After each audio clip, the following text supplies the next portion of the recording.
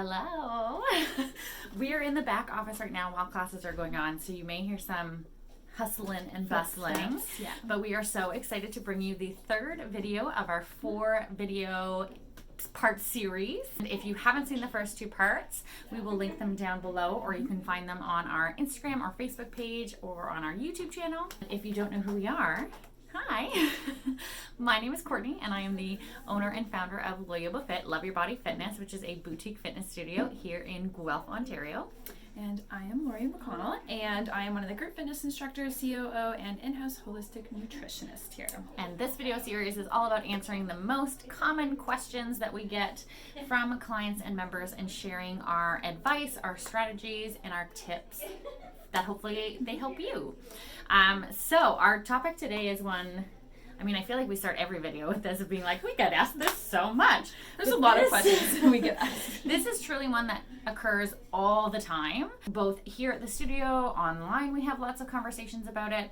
And I think it's something that a lot of people can relate to, especially when it comes to health and fitness. And that is the overall fears of getting started. We hear all sorts of different fears, afraid that you're going to get hurt or aggravate a pre-existing injury, afraid that they're going to put themselves out there, that they're going to get judged, that they're going to do the wrong thing, that they won't know what to do, they'll make a fool of themselves, or worse yet, often, they've had a bad experience. Either they've gotten hurt in another class, or they've been at a judgmental facility or a high pressure sales facility, or just like something has happened that has made them really associate fitness or gyms or exercise with just like not good things. There's lots of things that people are afraid of, and we totally get it. So Absolutely. We are going to share our kind of strategies and things that we suggest to help you feel a little bit more comfortable and feel a little bit more confident when you're thinking about trying something new, especially when it comes to health, fitness, and movement. So the first part, it's understanding the reason, so psychologically,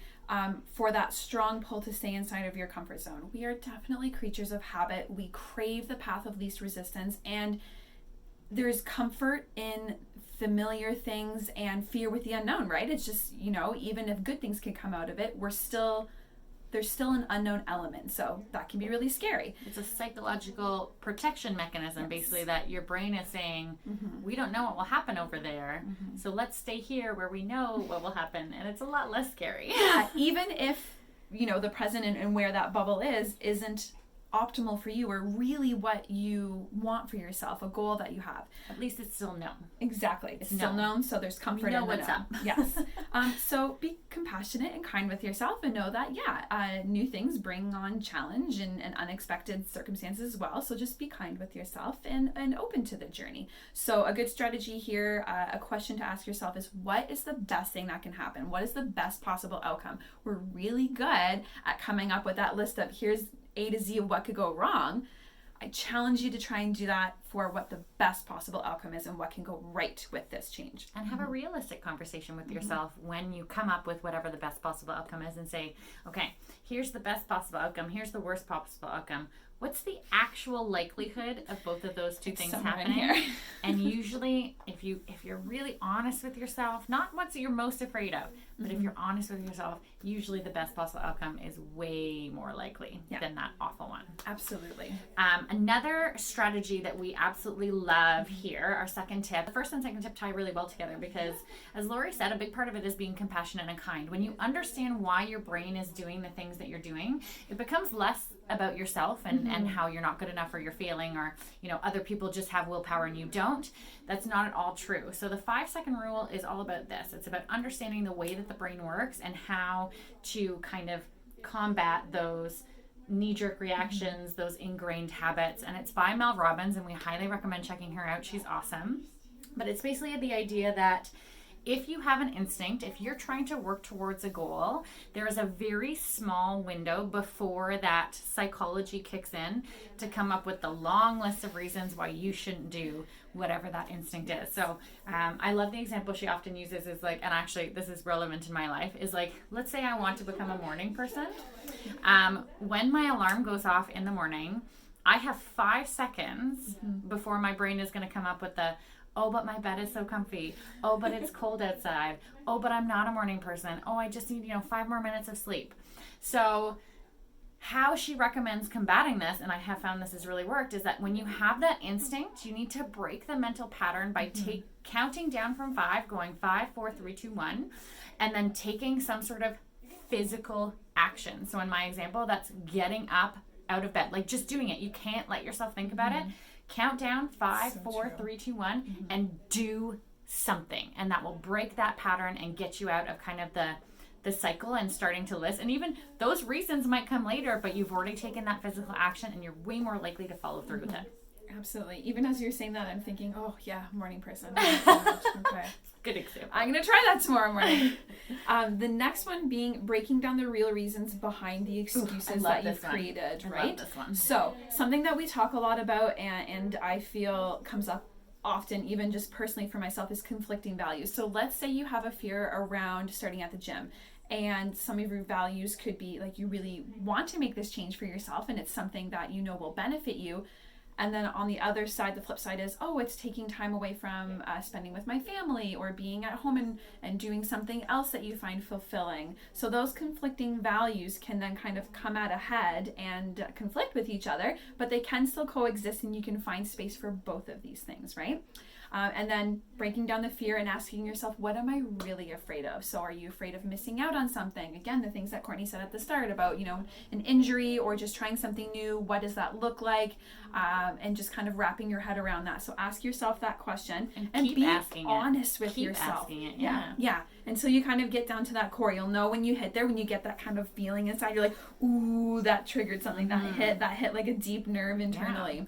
Because a lot of the time that's where, like, we'll often come up with surface level reasons for ourselves, and we'll just kind of accept that. Like Lori brought up a great one, about the mom guilt that also often happens. And it's like, I'm afraid to not spend time with your kids. What's really behind that? And keep digging until you're kind of at the bottom and you can't ask why anymore. Exactly. And that's going to be when you can uncover that and start to really address that. That's where you're going to have like real long lasting change. So tip number 4 is to get rid of the tendency for absolutism. So this is kind of that all or nothing approach. Like either you're a gym person or you're not a gym person. Either you exercise or you don't exercise at all. And you kind of live in those two extremes. And you often see this with clients, actually, especially when they're starting out. Somebody who like has never been to the gym before or, has been not active for the last 10 years will look at us and be like, my goal is to come to the gym every day. And contrary to what you think we as trainers and coaches might react to that, we actually discourage that. It's not a good idea to go from 0 to 100. There's physiological reasons, as in that's going to be the highest risk for injury. That's going to be where likely, you might jump into something that your body isn't ready for. But just from a more psychological reason is that that's really, really difficult. You're asking yourself to basically do a complete transformation of your habits.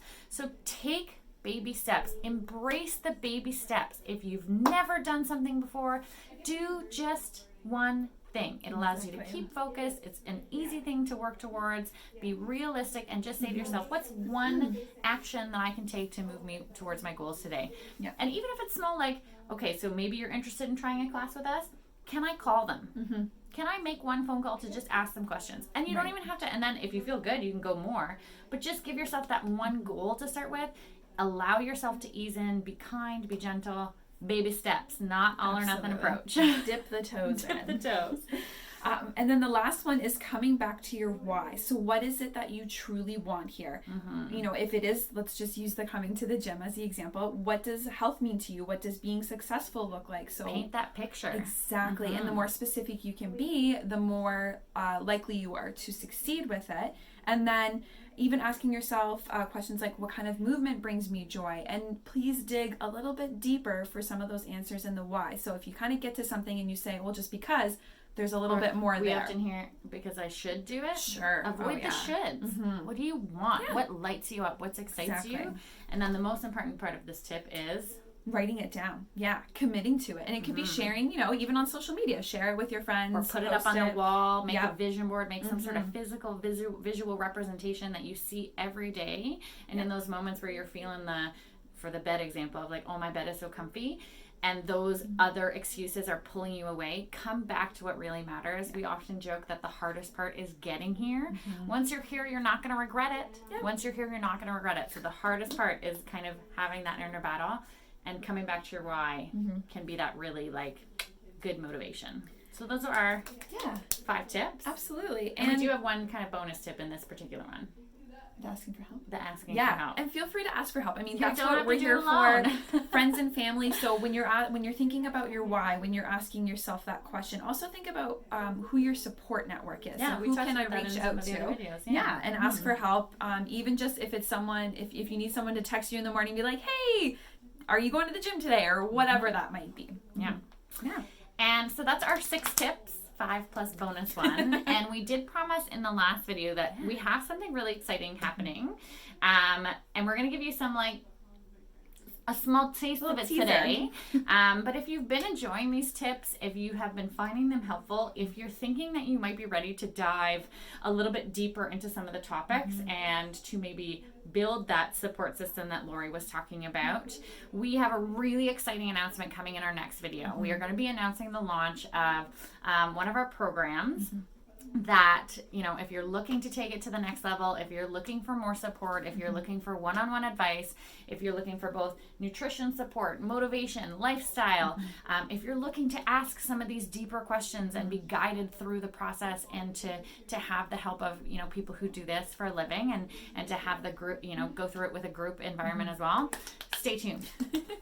But you got to watch for our next video. So if you aren't subscribed to our newsletter, make sure to subscribe. If you have any other questions, comments, things you want to see talk about, if any of these things are working for you, share. We'd love to hear your feedback.